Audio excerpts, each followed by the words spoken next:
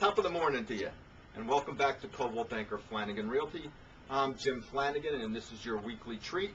And once again, what does TREAT stand for? That's right, Toms River Real Estate Trend. If I may, I'd like to be a little more serious this week.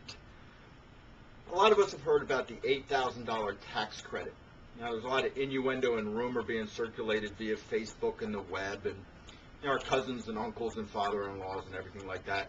So what I'd like to do is take a couple of minutes and dispel all the innuendo and focus on what we know are the facts today. So, without further ado, here we go. Okay. Let's speak on this in local terms. Here in Toms River, New Jersey, where we're talking about first-time home buyers, we're talking about the price range of $200,000 to $250,000. So, with the tax credit that's available this year, first-time home buyers are eligible for up to 10% of the purchase price, or $8,000.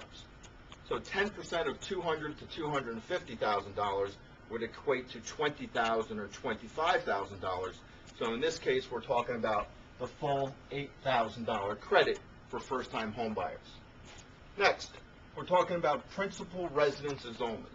Right? So it has to be a primary home. It could be a single family, it could be a condominium, townhouse, or co-op, as long as the buyer is living or will be living in that home.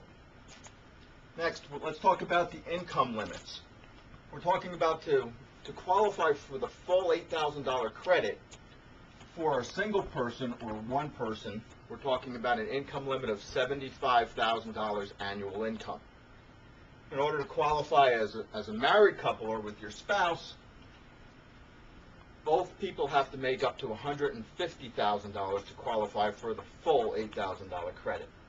Now, if they make a little more than that, up to $95,000 or up to $170,000 respectively, they still qualify, but now it's a reduced credit. So your tax accountant, your tax preparer, or your CPA would better counsel you on how much credit you're eligible for there. Another requirement. The first-time home buyer or the couple that's buying a home cannot have owned a home for at least 3 years prior to purchasing this home. So it's not really exclusively for first-time buyers. Any buyer who has not owned a home in the previous 3 years would be eligible for this, as long as they meet the previous criteria. Now, the tax credit itself is refundable. There is no repayment required as long as the house is not sold within 3 years after the purchase. So if you buy the home this year within the dates and you don't sell for 3 years, it's a clean tax credit. If you have to sell the home within 3 years of your purchase this year, then the credit is taken off the top at the point of sale. So the government will recoup that $8,000 if you sell the home within 3 years of purchasing. Now, the refundable part, for example, say it comes tax time, April 15th, and you owe the government $2,000 in taxes, okay? But you bought a home prior to December 1st of 2009. So now you have the $8,000 tax credit applied to this. So in essence, you don't owe the government $2,000. They really owe you $6,000. So they owe you the difference. So it's a clean, refundable tax credit.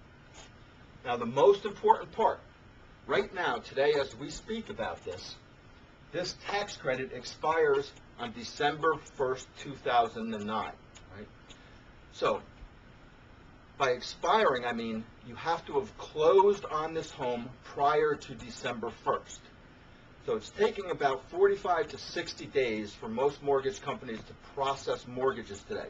So if you're a first-time home buyer and you want to take advantage of this $8,000 tax credit, you basically have the next 3 months.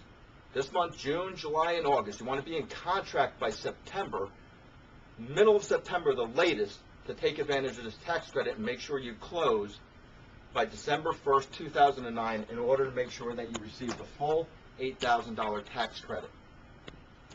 I hope this has explained everything in a nutshell. If you have any questions, please do not hesitate to contact Coldwell Banker Flanagan Realty at www.flanaganrealty.com. And I wish you the rest of the day.